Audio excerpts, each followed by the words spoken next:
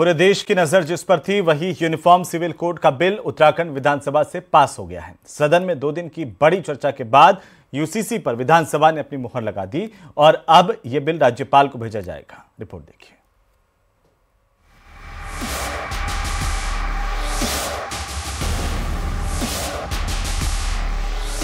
एक देश एक कानून की जो बात बीजेपी सालों साल से कहती रही है, उसे लेकर पहला कदम उत्तराखंड में उठाया गया है और यूनिफॉर्म सिविल कोड को कानून बनाने का रास्ता साफ हो गया है।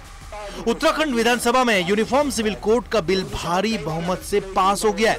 2 दिन तक यूसीसी पर बहस हुई और यूनिफॉर्म सिविल कोड को बहुमत से पारित करा लिया गया। ये केवल उत्तराखंड के लिए नहीं, पूरे देश के लिए, संपूर्ण भारतवर्ष के लिए एक मील का पत्थर साबित होगा। ये कहीं न कहीं सबको एक राह दिखाने का काम करेगा। जिस प्रकार से देवभूमि से निकलने वाली मां गंगा संपूर्ण देश को कहीं सींचने का काम करती है, कहीं यातमन का काम करती है, कहीं पीने के काम आती है, कहीं अभिसिंचित करने का काम करती है, उसी प्रकार से इस सदन से निकलने वाली ये समान अधिकारों की जो गंगा है, समान नागरिक आचार संहिता की गंगा, हमारे सभी नागरिकों पे जो संवैधानिक अधिकार हैं, उन अधिकारों की रक्षा भी करेगी और उन अधिकारों को सुनिश्चित करने का भी काम। 2022 चुनाव से पहले मुख्यमंत्री पुष्कर सिंह धामी ने यूनिफॉर्म सिविल कोड का वादा किया था और जब सरकार आई तो पहला काम यूसीसी पर कमेटी बनाने का किया। करीब 20 महीने तक कमेटी ने ड्राफ्ट तैयार किया और उस ड्राफ्ट को सदन में रखा गया। मुख्यमंत्री धामी ने सदन में कहा कि ये ऐतिहासिक दिन है, ये युगों को बदलने वाला दिन है और इस दिन को हमारी पीढ़ियां याद रखेंगी। और ये अभी तो शुरुआत हो रही है, एक काम कोई समाप्त नहीं होने जा रहा है। विधानसभा ने आपके नेतृत्व में ये इतिहास रचने का काम किया है, मातृशक्ति के उत्थान का, मातृशक्ति के सशक्तिकरण का, मातृशक्ति की सुरक्षा का और मातृशक्ति को आगे बढ़ाने का। तो ये कोई आज ही समाप्त नहीं हो जाने वाला है। विधानसभा का सत्र आगे भी होने वाला है, ये व्यवस्था आगे भी चलने वाली है। सत्ता पक्ष की तरफ से यूनिफॉर्म सिविल कोड को क्रांतिकारी कदम बताया गया। सत्ताधारी विधायकों ने एक सुर में मुख्यमंत्री पुष्कर सिंह धामी को इसके लिए धन्यवाद दिया और प्रदेश की जनता की तरफ से भी आभार जताया। यूनिफॉर्म सिविल कोड जो है वो किसी एक पर्टिकुलर रिलीजन के साथ रिलेटेड नहीं है। ये एक कॉमन लॉ है जो सारे देश के लिए के ऊपर, हर नागरिक के लिए ऊपर एप्लीकेबल है और इसमें जो है जितनी भी डिस्पैरिटीज हैं और मेन चीज क्या है कि किसी भी रिलीजन के प्रैक्टिस में इसकी वजह से कोई भी किसी तरह के इंक्रोचमेंट नहीं है, जो हम लोगों ने समझा है। सो हर रिलीजन को they should be rest assured कि कोई ऐसी भी इंक्रोचमेंट इसकी वजह से नहीं होनी है। ये एक ऐतिहासिक पल है और हिंदुस्तान के इतिहास में लिखा जाएगा जब सभी लोगों को समान नागरिक अधिकार मिले हैं। ये उत्तराखंड के विधायक होने के नाते हमारा सौभाग्य है और हम आभार व्यक्त करते हैं मुख्यमंत्री पुष्कर सिंह धामी जी का, जिन्होंने नरेंद्र मोदी जी के आशीर्वाद से ये यूसीसी पास करा दिया। अब सभी मातृशक्ति को, सबको एक समान अधिकार मिलेंगे। ये देश को दिशा देने वाला एक हमारा कानून पारित हुआ। आज यूसीसी पास हो गया है तो अपने आप को गौरवान्वित महसूस कर रही हूँ। आधी आबादी महिलाओं की है तो महिलाओं को जो अधिकार माननीय मुख्यमंत्री जी ने इसमें दिए गए हैं, मैं बहुत बहुत आभार। उत्तराखंड से कानून की क्रांति की शुरुआत हो चुकी है। मुख्यमंत्री पुष्कर सिंह धामी ने वचन दिया था और उसे पूरा करके दिखाया है और पूरे राज्य में एक कानून का बिल पास हो गया है। देहरादून से सुनील नौप्रभात और दीपांकर भट्ट की रिपोर्ट।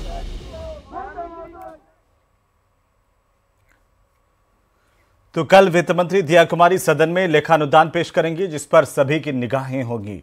भजनलाल सरकार कई लोक लुभावन योजनाओं के नाम बदलने के साथ ही कुछ नई घोषणाएं इस दौरान कर सकती है ताकि उसका लाभ लोकसभा चुनाव में पार्टी को मिल सके।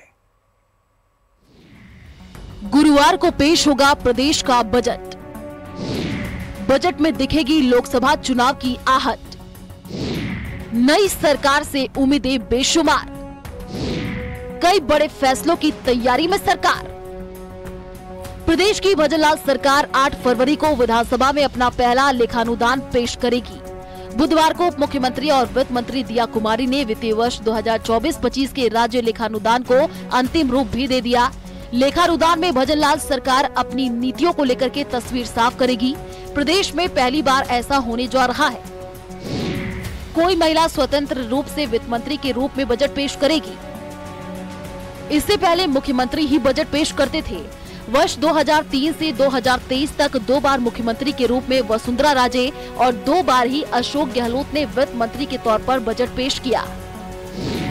2003 में अशोक गहलोत के नेतृत्व वाली कांग्रेस सरकार में प्रद्युम्न सिंह आखिरी वित्त मंत्री थे। उनके बाद 2 बार वसुंधरा राजे और 2 बार अशोक गहलोत की सरकारें रहीं। वसुंधरा राजे और अशोक गहलोत ही बजट पेश करते रहे। हालांकि यह बजट पूर्णकालिक नहीं होकर के लेखानुदान होगा, यानी सरकार 3 महीने के लिए अपना लेखानुदान सदन में पेश कर उसे बहुमत से पास कराएगी। लेखानुदान एक विशेष प्रावधान है जिसके द्वारा सरकार वर्ष के एक भाग नई सरकार के गठन तक के लिए व्यय करने के लिए पर्याप्त धनराशि के लिए सदन की मंजूरी प्राप्त करती है। अंतरिम बजट प्राप्तियों और व्यय दोनों से संबंधित है। लेखानुदान में केवल सरकार का खर्च शामिल होता है। बहरहाल आम जनता से लेकर के पक्ष प्रतिपक्ष के विधायक और मंत्रियों तक सब इंतजार में है कि वित्त मंत्री दिया कुमारी के पिटारे से प्रदेश की जनता के लिए किस तरीके की सौगात निकलती है। वैसे बीजेपी विधायकों का दावा है कि सरकार हर वर्ग को राहत देने का प्रयास करेगी।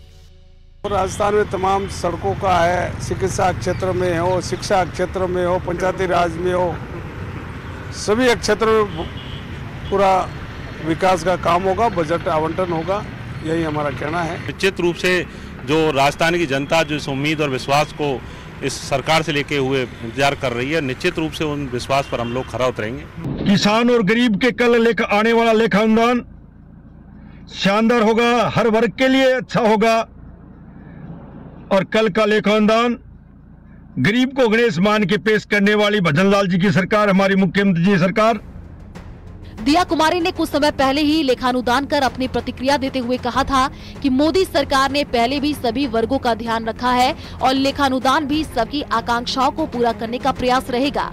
जाहिर है लेखानुदान में सरकार कई ऐलान कर सकती है। नई भर्तियों की घोषणा होगी, डीजल पेट्रोल पर वैट कम करना, कर्मचारियों के लिए ओल्ड पेंशन स्कीम, हर घर नल का जल, किसानों को ब्याज मुक्त लोन, किसानों के लिए एमएसपी पर बोनस बढ़ाने की घोषणा, गाय पालने पर मिलेगी सब्सिडी, स्थानीय उद्योगों में युवाओं को रोजगार, लखपति दीदी योजना की घोषणा, अवैध माइनिंग पर सख्ती, अस्पतालों में गुजरात मॉडल, हर वार्ड में एक वॉलंटियर, चिरंजीवी योजना का नाम मुख्यमंत्री आयुष्मान योजना के नाम पर हो सकता है। उत्तराखंड की तर्ज पर राजस्थान में समान नागरिकता बिल यूसीसी लाने की घोषणा होने के आसार है। आपको बताते चले कि विपक्ष सरकार पर पेट्रोल डीजल की दरों पर वैट घटाने और नई भर्तियों के ऐलान को लेकर हमलावर है। सरकार ने चुनावी समय जो वादे किए उन वादों को निभाना पड़ेगा। आम जनता को राहत देनी पड़ेगी। पेट्रोल और डीजल पे जो वेट लग रहा है, अनेक प्रकार की जो विसंगतियां, उन विसंगतियों को कल इनको दूर करना पड़ेगा। डीजल और पेट्रोल में राजस्थान में वेट सबसे ज़्यादा है। मैं सरकार से मांग करूंगा कि इसमें कम करें तो सभी लोगों को राहत मिले। उम्मीद हम ये करते हैं कि वास्तविक आम जनता जो गांवों में जो बिना सड़क के बिना पानी के रह रही है उन तक बजट जाए, ऐसा कोई लेखानुदान ऐसा प्रावधान करे। सरकार तो बढ़िया है। बहरहाल नई सरकार से उम्मीदें बेशुमार हैं। सरकार लेखानुदान की घोषणाओं की बदौलत लोकसभा चुनाव में पूरी की पूरी 25 सीटें जीतने की तरफ कदम बढ़ाने की कोशिश करेगी। लोक लुभावन घोषणाओं का अंबार दिखेगा, पर इनमें से जुलाई तक कौन सी योजनाएं धरातल पर उतरेंगी, इस पर सबकी निगाहें टिकी रहेंगी। कल के लेखानुदान में भजनलाल सरकार जन आकांक्षाओं को पूरा करने की दिशा में पहला कदम उठाते हुए दिख सकती है। सरकार ने हालांकि ऐलान तो बहुत किए हैं, जनता के बीच में इसका असर भी दिखता है, लेकिन अब पहली चुनौती लोकसभा के चुनाव की है। इसलिए माना यही जा रहा है कि कल का लेखानुदान लोक लुभावन हो सकता है, नई भर्तियों की घोषणा हो सकती है, साथ ही पेट्रोल डीजल पर वेट घटाने के लिए भी सरकार कमेटी का गठन कर सकती है। देखना यही होगा कि आखिर वित्त मंत्री के तौर पर दिया कुमारी किस तरह से प्रदेश की जनता को संतुष्ट करती हैं। कैमरा पर्सन अविनाश के साथ बाबूलाल धायल, न्यूज़ 18 जयपुर। तो वहीं संयुक्त अरब अमीरात की राजधानी अबू धाबी में विशाल हिंदू मंदिर बनकर के तैयार हो गया है। बीएपीएस स्वामी नारायण संस्था के आध्यात्मिक गुरु महंत स्वामी महाराज अबू धाबी पहुंचे, जहां पर उनका जोरदार स्वागत किया गया। 14 फरवरी को इस मंदिर का उद्घाटन किया जाएगा।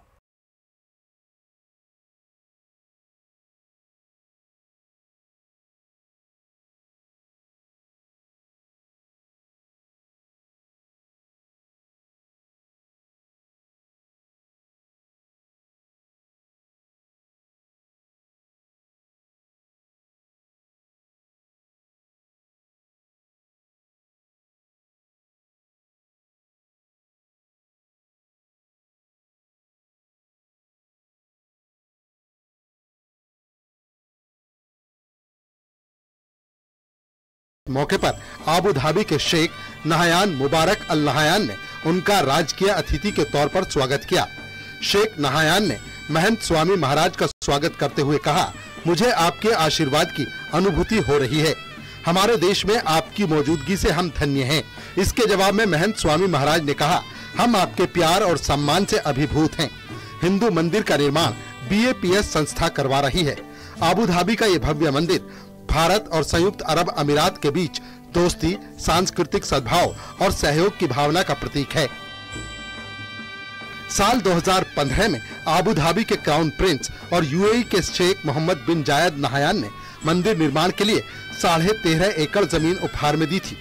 उसके बाद जनवरी 2019 में 13.5 एकड़ भूमि और आवंटित की गई, जिसके बाद कुल 27 एकड़ भूमि मंदिर को भेंट की गई। PM मोदी 14 फरवरी को आबू धाबी में हिंदू मंदिर की प्राण प्रतिष्ठा समारोह में शिरकत करेंगे। गौरतलब है, आबू धाबी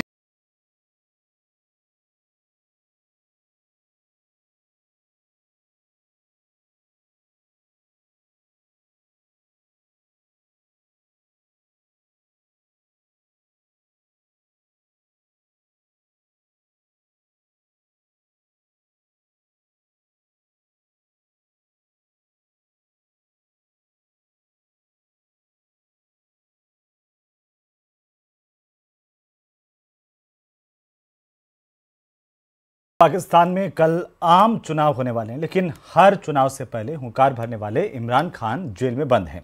उनके चुनाव लड़ने पर रोक लगा दी गई थी। इमरान खान की शादी भी गैर इस्लामिक ठहराई गई। तो वहीं पाकिस्तान में इस चुनाव में आतंकियों की भी बढ़ चढ़कर एंट्री हुई है। आखिर कैसे, रिपोर्ट में देखिए।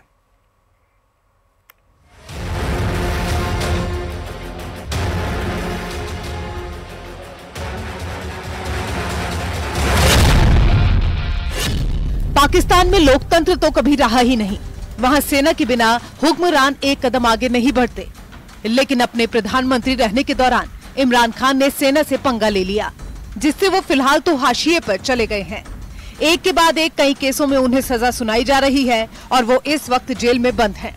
चुनाव आयोग ने उन्हें पहले ही चुनाव लड़ने से अयोग्य घोषित कर दिया था। पिछले हफ्ते इमरान को साइफर केस में 10 साल की सजा सुनाई गई। अगले ही दिन तोशाखाना मामले में 14 साल की सजा सुनाई गई। इमरान की मुसीबत यही कम नहीं हुई है। वर्तमान में वो बुशरा बेगम के शौहर हैं। अदालत ने इन दोनों की शादी को भी अवैध घोषित कर दिया। मामले को खुद बुशरा के पूर्व पति खावर फरीद अदालत की चौखट तक लेकर गए थे। उनका कहना था कि जब इमरान खान और बुशरा की शादी हुई थी, तब बुशरा का इद्दत का समय चल रहा था, लेकिन दोनों ने इस बात को दरकिनार करते हुए शादी कर ली। इद्दत के वक्त शादी करना पाकिस्तान में अपराध माना जाता है, जो पाकिस्तान पीनल कोड की धारा 496 के तहत जुर्म की श्रेणी में आता है। आखिर इद्दत क्या होता है, अब ये समझिए। इद्दत का मतलब इंतजार से है। जब किसी महिला के पति की मौत हो जाए या फिर वो अपने पति से अलग हो जाए, इस दौरान महिला एक निश्चित वक्त तक दूसरी शादी नहीं कर सकती। ये समय करीब 4 महीने लंबा होता है। इद्दत का मुख्य उद्देश्य ये सुनिश्चित करना होता है कि इस दौरान महिला गर्भवती तो नहीं है। महिला बच्चे के जन्म तक नई शादी नहीं कर सकती। बुशरा के पूर्व पति खावर फरीद ने कोर्ट में याचिका लगाई थी। उनके मुताबिक बुशरा ने सितंबर 2017 में उन्हें तलाक दिया और इद्दत का समय पूरा किए बिना ही इमरान से शादी कर ली। अदालत ने जांच के दौरान आरोप सही पाते हुए इमरान और बुशरा दोनों को ही 7 सालों की कैद और जुर्माना भी लगाया। उत्तराखंड में लाए जा रहे UCC में भी इद्दत का जिक्र है, जिसकी गैर कानूनी होने का प्रावधान है। वहीं पाकिस्तान में आम चुनाव की बात करें तो नेशनल असेंबली की 266 सीटों के लिए वोटिंग होनी है। पिछले चुनाव में इमरान खान 5 सीटों से खड़े हुए थे और सभी पर जीते थे, लेकिन इस बार वो सलाखों के पीछे हैं। उनकी पार्टी का सिंबल भी फ्रीज किया गया है, जिससे इमरान की पार्टी के कई नेता निर्दलीय चुनाव लड़ रहे हैं।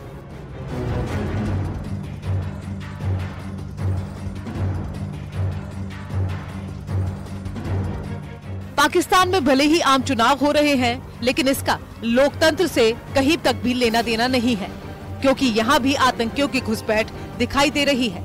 बड़ी संख्या में आतंकी इन चुनावों में ताल ठोक रहे हैं। POK के रावलकोट में हो रही आतंकियों की रैली इसका सबसे बड़ा सबूत है।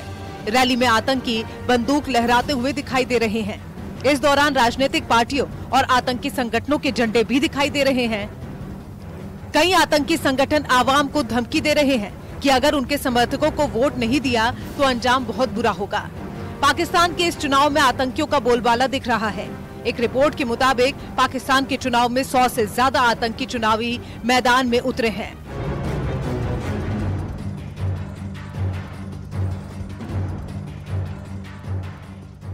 और वो किसी भी हालत में चुनाव जीतना चाहते हैं, जिससे पाकिस्तान के विस्फोटक हालातों का अंदाजा लगाया जा सकता है। Bureau report, news 18।